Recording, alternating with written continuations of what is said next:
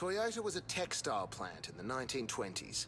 Now, they're not just one of the biggest automakers in the world, they're one of the biggest companies, full stop. The top-selling car on Earth is the Toyota Corolla. If you took all the Corollas ever sold, that's over 40 million of them, and put them end to end, they'd circle the globe 4 times. And speaking of going round and round in circles, the Toyota team races Camrys on the NASCAR circuit. To date, they've won 79 races in 8 seasons of competing. Probably cranked up every time if I know Toyotas.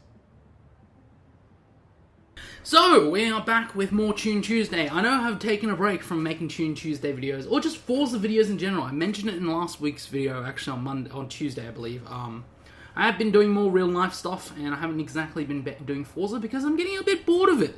As sort of retention for a long period of time is not that great.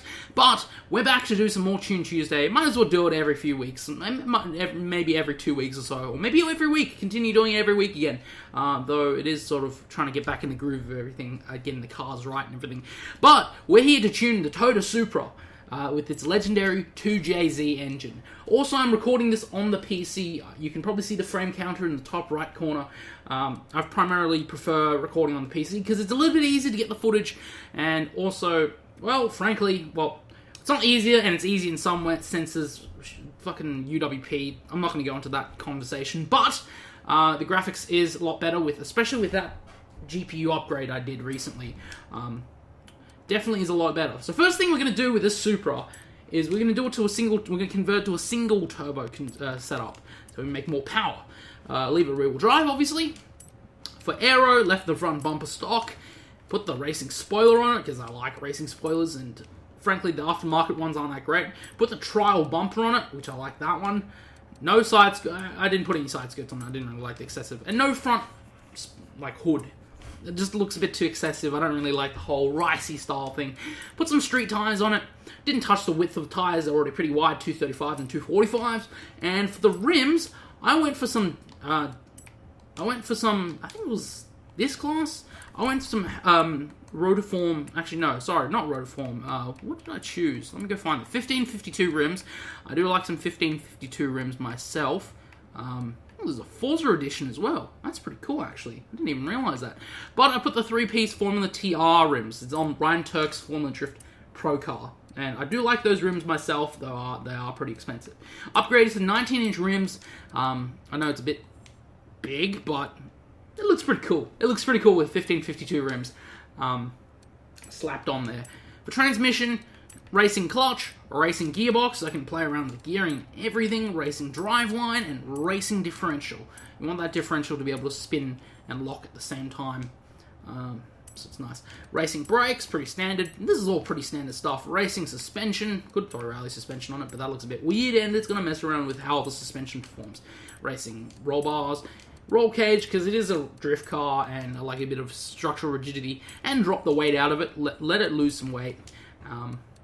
For the power, I'm going to throw the air filter in, intake, air filter, fuel system, race fuel system. Basically, we're going to throw everything to race at it because it's just, we need that power. We need that power to go sideways. The only thing I did not upgrade that was race was the turbocharger, because I felt by that point the turbocharger just added too much power. There's a certain point. If you look at it, if I throw the turbocharger on, look how much power. 1,100 newton meters of torque, 727 kilowatts. That's more than 1,000 horsepower, which is a bit excessive. So I decided not to go down that route. The thing already makes a lot of power as it is. 791 newton meters and 523 kilowatts. That's about 900 horsepower to the wheels. So that's pretty insane. So all of that should cost you about 55,000 credits. I've already pre-installed it, but yeah, it's going to cost you a decent amount of credits. I usually just do this for fun. I'm also running out of credits in this game. I probably should go get more credits, even though I haven't really been playing this game. So, I don't know, it's a bit of a win-lose situation. I'm at about 2.5 million. I used to have a lot more. But anyway, that aside, we're going to get into the tuning, the meat and potatoes of this video, because this is what you guys want to know. So, drop the tire pressure to 1.2. Go all the way down. Get all sliders. Drop the... I played around with the gearing for a while, actually, let's be honest. And so the gearing, I did play around with it in a bit, so I ended up with the results of 3.30, 3.12, 2.10, 1.52. Fourth gear is 1.12. I dropped it down a little bit to balance it out a little bit. Fifth gear 0.87, and sixth gear 0.68. I did have to fiddle around with gears a lot. I actually experimented with a lot of different gear setups. Some of them are not working, some of them did sort of work, and I just felt they weren't right. But eventually I just settled on this. For the camber, negative 2.5 degrees camber and negative 0.5. Put 1 degree of toe on the front, toe out, and 1 degree of toe inwards on the front. Increase the cast to 5.7. Anti-roll bar, I had to drop the front anti-roll bar so I can get the front end to twist a little bit. It's 12.56. And the rear anti-roll bar, I cranked it all the way up to 27.66. Let's scroll all the way over there. 27.66. The springs, I dropped it all the way down to 135.6 and 140.4. I didn't really play around with the springs too much, I just dropped a teeny bit. Mainly because this thing's already got pretty stiff springs on racing springs, so 140.4. Let's get all the way down there. I went past it, put that aside, and I didn't really play the ride height. The ride height is already pretty low. I don't even know what I'm saying. Jesus Christ. Ride height's already pretty low as it is. Rebound stiffness, I dropped it all the way down to 5.55, 5.5, and 6.6.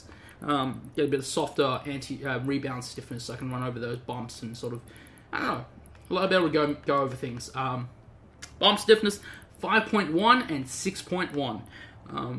Get that bump anti-roll bar. Drop the aero actually to 55 because I was getting too much downforce. Even though this game doesn't correctly represent downforce, it still affects you a lot when it comes to drifting. So I had to drop the aero down.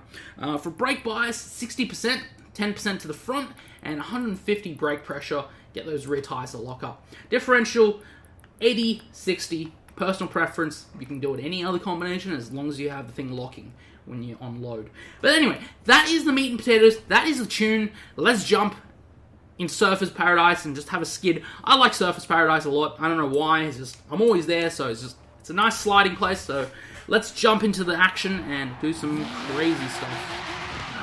Don't know if I've activated the radio. The radio's off. Good.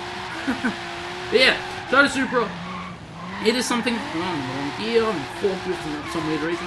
Toyota Supra, something I do like a lot, only issue is I can't afford it, or I can afford, probably could afford it if I tried, but I'm not. There is definitely, I definitely have a checklist of JDM cars that I want to own, Supra being probably like 3 or 4.